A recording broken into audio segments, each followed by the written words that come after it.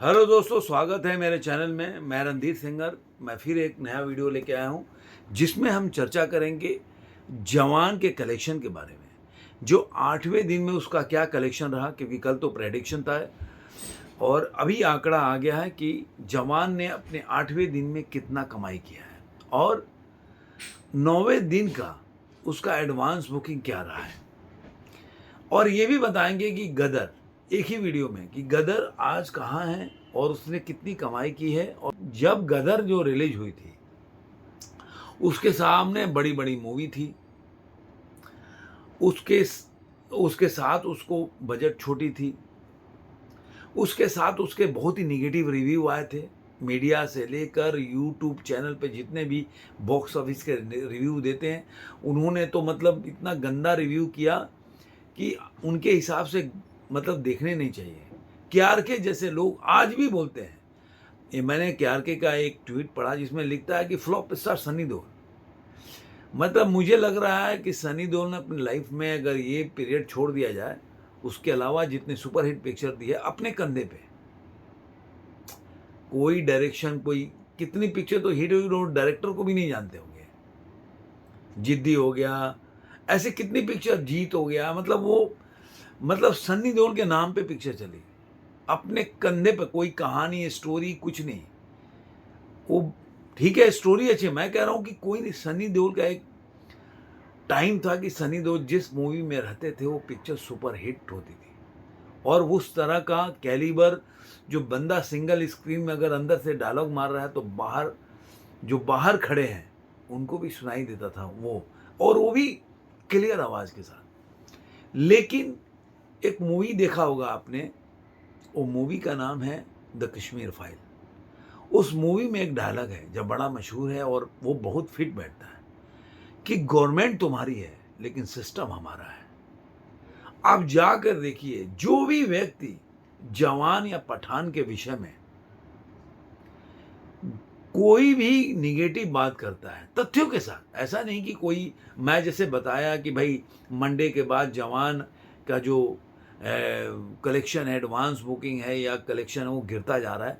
और देखिए, मंडे से गिरना स्वाभाविक है, हर की गदर की भी गिरी, सबकी गिरती है।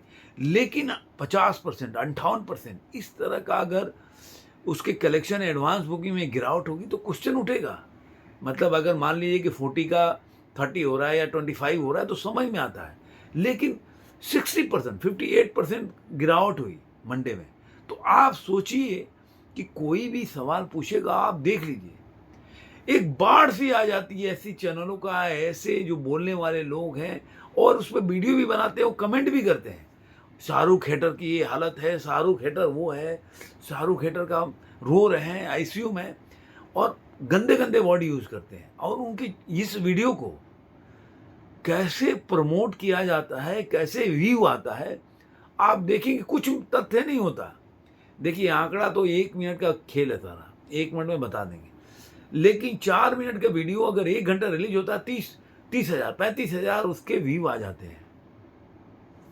आखिर ये क्या खेल है? और जो लोग बहुत ही तथ्यों से, जिनका वीडियो, जो यूट्यूब चैनल है, जिन्होंने काफ़ी मशक्कत करके, काफ़ी उसको अपना मतलब पढ़ने के बाद उन्होंने जो, मैं कई ऐसे वीडियो देखा कि कई पढ़ने के बाद, बहुत ही रिसर्च करने के बाद वीडियो बनाया, उनका व्यू 5,000, 2,500 ऐसे व्यू है।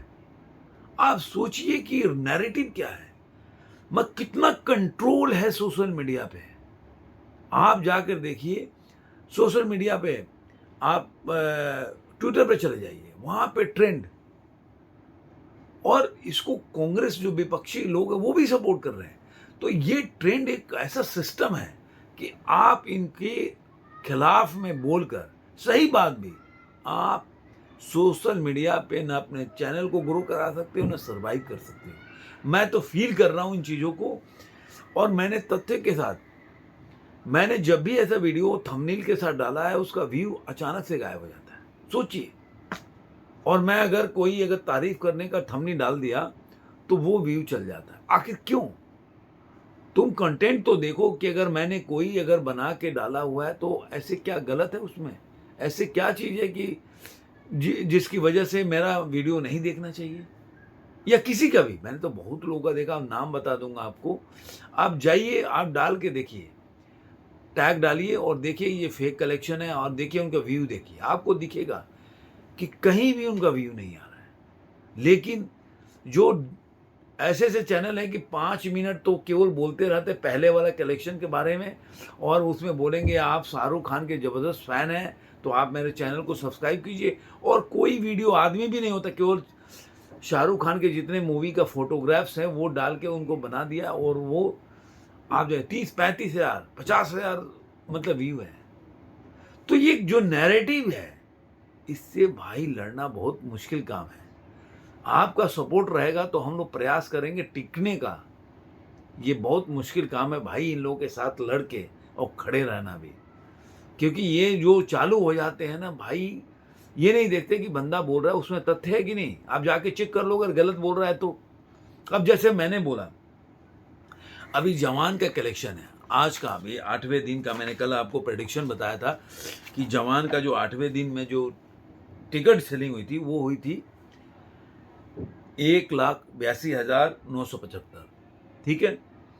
उसमें से एडवांस बुकिंग हुआ था 4,18,18,00,000 का। अब उसका कलेक्शन आ गया तो 20 करोड़ के आसपास है, और मैंने यही बोला था 18 से 20 करोड़ आएगा। आप जाइए, कितने लोगों ने गंदे कमेंट किए, अरे तुम तो हेटर है, जलता है, आखिर वही हुआ। लेकिन लोग मानेंगे नहीं भाई। अगर तुम्हारा टिकट ही कम 2.25 लाख का, 2.25 करोड़ का सेल हो रहा है, 2.25 लाख का, सॉरी, तो आप क्या, वेरिएशन मेरे को बहुत दिखता है कि मैं पहले भी बता चुका हूँ, मैं दोबारा नहीं जाना चाहता, कि टिकट की सेलिंग कभी कम हुई है तो कलेक्शन भी ज़्यादा हो गया। ये समझ के परे की बात है, एक अलग चीज़ है। अब उसमें नहीं जाना चाहते, हम जवान पे बात कर लेते हैं और फिर गदर पे। तो ये हो गया उनका 20 करोड़ के आसपास का 8वें दिन का कमाई है, और जो टोटल इंडिया में अब 20 करोड़ कमाने के बाद हो जाता है 389, मतलब 379 करोड़ के आसपास, मतलब 390 मान लीजिए आप। World wide gross collection India हो जाता है 473 करोड़। ये 36 जो है ये ग्रॉस कलेक्शन है आज का। इसके बाद ओवरसीज में आज टोटल कमा लेती है, आज के दिन पूरा हो जाता है 223, मतलब 223 करोड़ ओवरसीज से कमाए अभी तक। इसको सारा को मिला दीजिए तो वर्ल्ड वाइड कलेक्शन हो जाता है करीब करीब 700 करोड़ के आसपास, 696 करोड़ 65 लाख रुपया, मतलब 697, तो मान लीजिए कि 700 करोड़ हो गया। अब मैं जवान के डे जो 8 का है वो बता देता हूँ। ऑक्यूपेंसी उसका मॉर्निंग में था 60 to 70, मतलब 16 से 17%। आफ्टरनून में था 20 से 22, मतलब 20 से 22%। और नाइट में था 35 से लेकर 37% का ऑक्यूपेंसी रहा है। और अभी आज का जो 9 का है, डे 9 का, मॉर्निंग में उसका ऑक्यूपेंसी 12 से 13% है, जो कि कम है कल के मुताबिक। और आफ्टरनून में 15% है, जो भी कल के मुताबिक कम ही है। और देखते हैं नाइट में क्या होता है। अभी इवनिंग में उसका मतलब 35% के 30 से 35 है, कल 35 से 37 था, तो ऑक्यूपेंसी इवनिंग का भी कम है। तो मुझे लग रहा है कि कल के मुताबिक आज भी कलेक्शन इसका गिरेगा। अब आज अगर 20 करोड़ कमाई है तो कल 18 के आसपास कमाएगी, तो देखते हैं कहाँ जाती है।